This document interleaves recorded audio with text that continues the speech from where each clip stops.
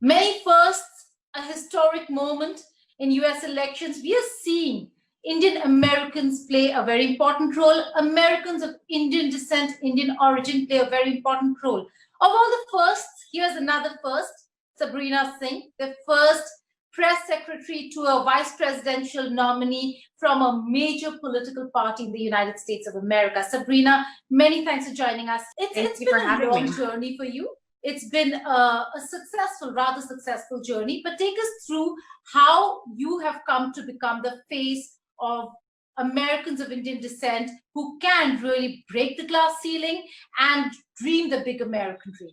I started the 2020 cycle out on Senator Cory Booker's campaign when he first announced for president, and was with him for about a year as his national press secretary, and then moved over to Mike Bloomberg's campaign for a little bit of time, and now closing out the cycle, my last presidential of 2020 this year, with Senator Harris joining the ticket on Joe Biden. And I guess I didn't realize that I was a first until you actually reached out, and it sort of clicked to me that I am the first Indian American woman to be the press secretary for a vice presidential nominee, and it's very exciting. I'm honored to do it. I hope I make folks proud, but most importantly, I hope that we deliver a big victory in November with the election of Joe Biden.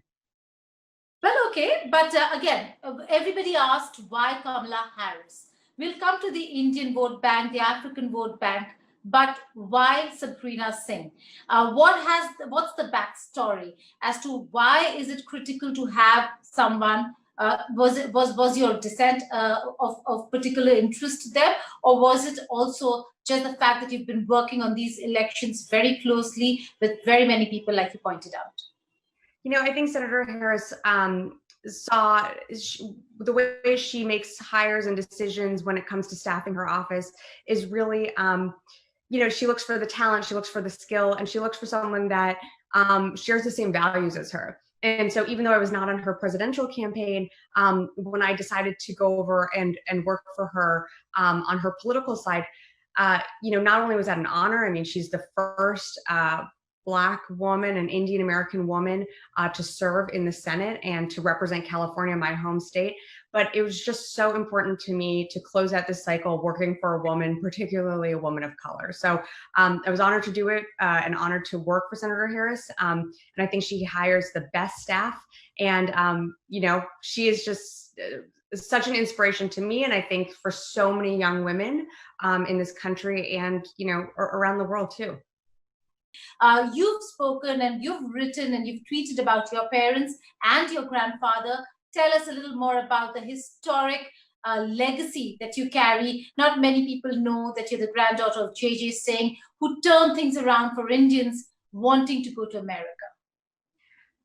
Yes, and it's as you said, my grandfather and I think my family, my uncles, my aunts, my mom and dad especially have been such an inspiration, and they've really been the inspiration for me in terms of they've always encouraged me to give back and pursue what I've wanted to do with my career. As you mentioned, my grandfather was someone that sought for Indians to gain citizenship here in the U.S. And was very active during his time in terms of fighting for freedom for Indians. And it's strange to think that that I would be here in this position today, but he certainly left really big shoes to fill, and so I'm honored to follow in his footsteps. And I can't discount my parents and all my family who I'm exceptionally close with. Most of my family, actually the majority of my family, is still in India, in all parts of the country, and my parents are in California. But my family's always been, someone that has inspired me to do better, someone that they've encouraged me to pursue my career and my aspirations. And most importantly, I think when I started to work for Senator Harris, they were even more excited about that. All right, and reactions from the Indian community, because we see a lot of reactions, very strong reactions at that, some very positive and some quite negative. We'll come to that as well. Yeah, I think you're always going to face criticism from either side. And I think that's something that we expected, that I have expected, that Senator Harris has expected. But at the end of the day, she is a first in so many ways. And she is the first Black and Indian woman to accept the vice presidential nomination, as she did on Wednesday night at the Democratic National Convention that we here in the US are having. And so that is historic in itself. And I think that has to be celebrated by our community and welcomed by people, not just here in the US, but around the world. I mean, we know that this is the most critical election of our lifetime. And I say that with every ounce of fairness that that means, because truly we have to, we cannot accept another term of Donald Trump. We need change. Okay. And so honored to be part of that. All right, now let's talk about brass tacks. You saying you cannot have another term of Donald Trump, but it has been a very rare feature to see a president seeking second term and not winning it. There have been many cases in the past, but it is not very often that you don't see a second term. How is the strategy going to work out for Biden-Harris camp? How are you strategizing winning this presidential election, winning it for Kamala Harris? What's Harris's strategy? Well, we know we have to meet voters where they are. And right now, people are at home. We are still in the middle of a pandemic. We are seeing the horrible mismanagement of Donald Trump and his administration. I think today we're looking at a death toll of over 170,000 Americans that have died and lost their lives to the pandemic. We have 16 million people still out of work. So I think what people want is change. They want leadership. They want guidance. They want a White House and administration that is going to take control of the situation and lead. And so what we need to do, and what the Biden-Harris ticket is doing, is meeting people where they are, whether it's a Zoom like you and I, doing virtual roundtables. We, of course, have had our Democratic National Convention this past week. But we just have to make sure that what we are encouraging people to do is giving them a reason to vote, not just voting against Donald Trump, but voting for a ticket that's going to ensure a better future. And then also making sure that they actually are registered to vote, and reminding folks to vote this November. Well, Sabrina, the Democratic Convention very, very clearly was focused on talking about and highlighting the way the mishandling of many cases, particularly the pandemic, by the Trump administration, but more so also a lot of voices talking about inclusiveness. In that, how do you see Kamala Harris being on that presidential ticket? What was the strategy behind that? And was it to ensure that all the swing states where there could be a lot of influence of the African vote bank or the Indian American vote bank is something that Kamala Harris can really capture? So I think, as you know, if you listen to her speech that she gave on Wednesday night, some of the things that she outlined was, it was introducing herself to the American people. There are still those who don't know that much about her, so making sure that people understand that she is the child of immigrants, which is so relatable to so many people in the US. It was also making sure and outlining the case on really prosecuting the case against Donald Trump, and ensuring why, and giving people a reason why they should vote for Joe Biden this November. And so, you know, I think the senator appeals to swing voters, to moderates and independents. Her record is one that is, I think, center left.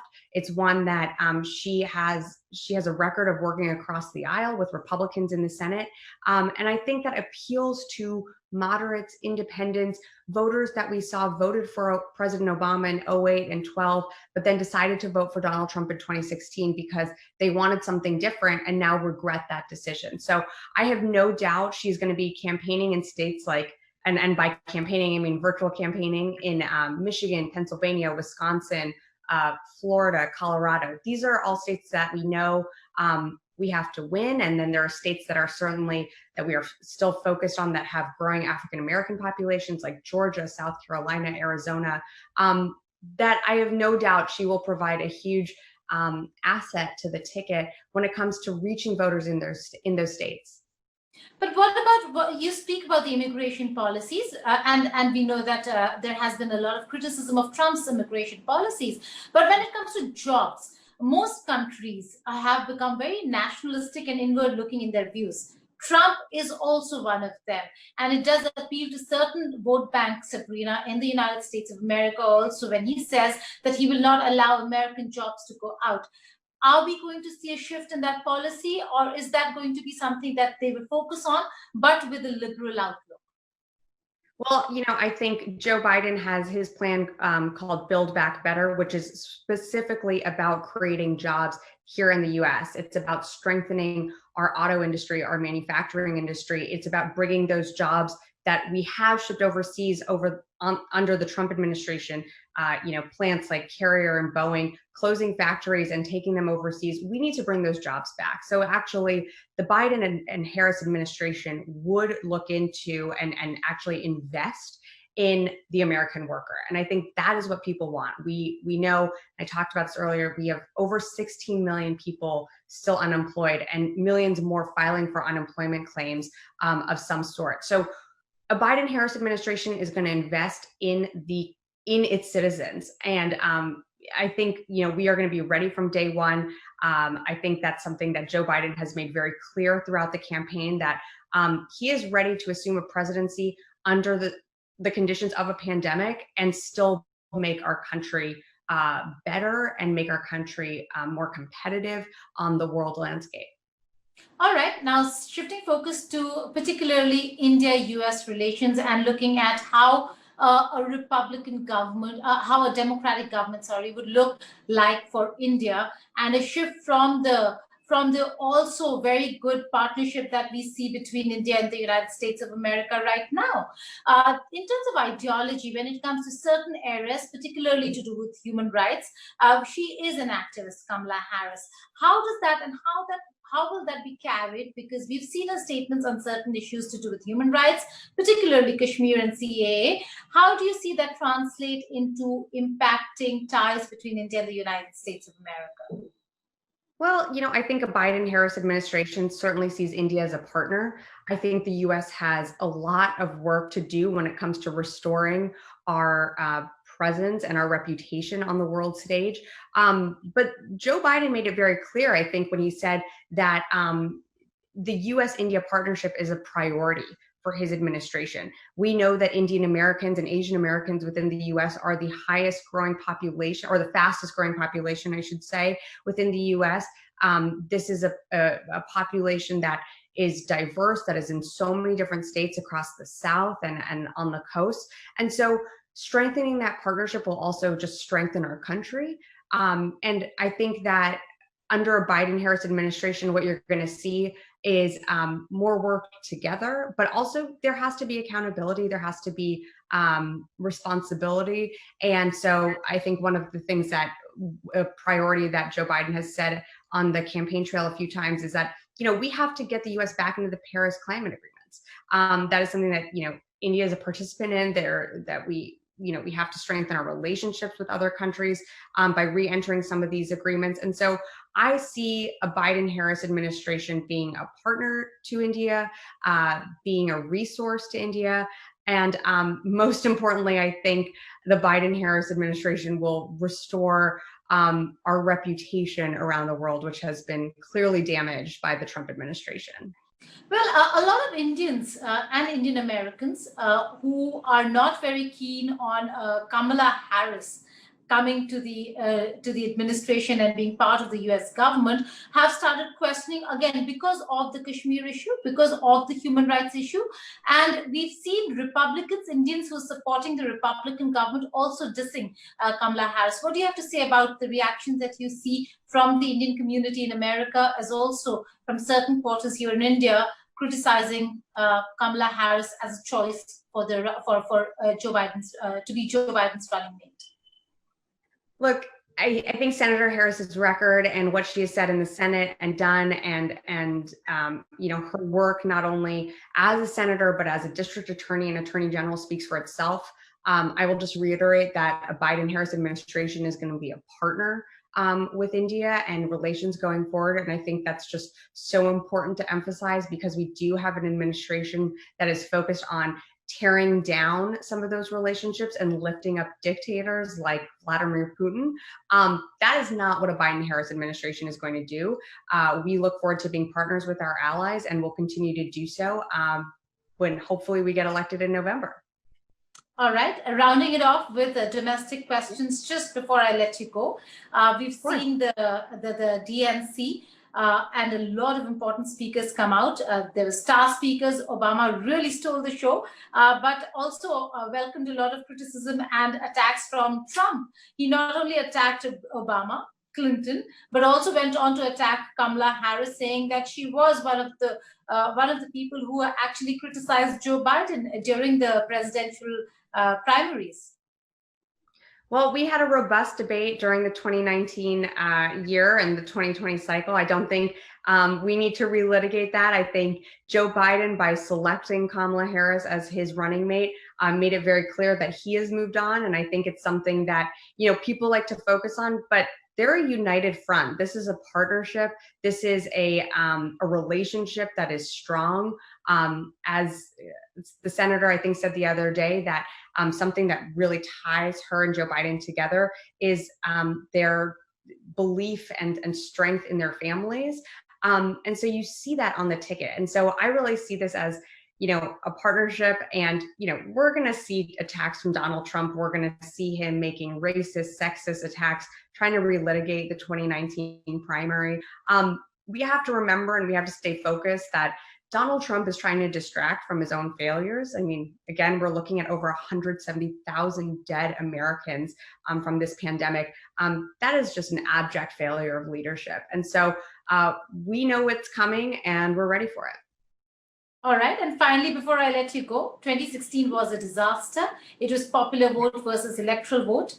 And you need to have a plan in place to ensure that only popular votes don't count. Clinton made that very clear when she appeals to all voters across the United States of America during the DNC 2020, saying that everybody needs to come out and vote. How do you plan? Is there a strategy in place to ensure that the Electoral College is in favor of the Democrats? Well, and that's why we have to ensure that everyone votes, right? And that's what she said, because she said, if you don't think your vote counts, it does. And Michelle Obama, actually on the first night of the Democratic Convention, said, vote like your life depends on it, because it does. The more that you vote, the more that impacts the Electoral College and the votes awarded to each candidate.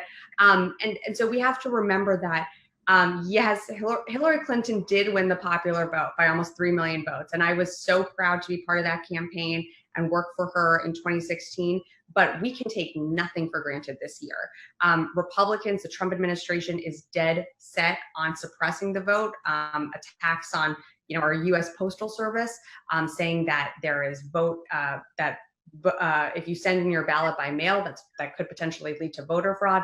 And yet Donald Trump's votes by mail himself. So we have to remember some of the hypocrisy that this administration is putting out, some of the lies that Donald Trump promotes. And then we as Democrats have to not only hold them accountable, but we have to make sure that we are, if we're not knocking your doors because of the pandemic, we are calling you, we are texting you, we are doing Zoom calls with you to remind you to vote, to turn in your ballot.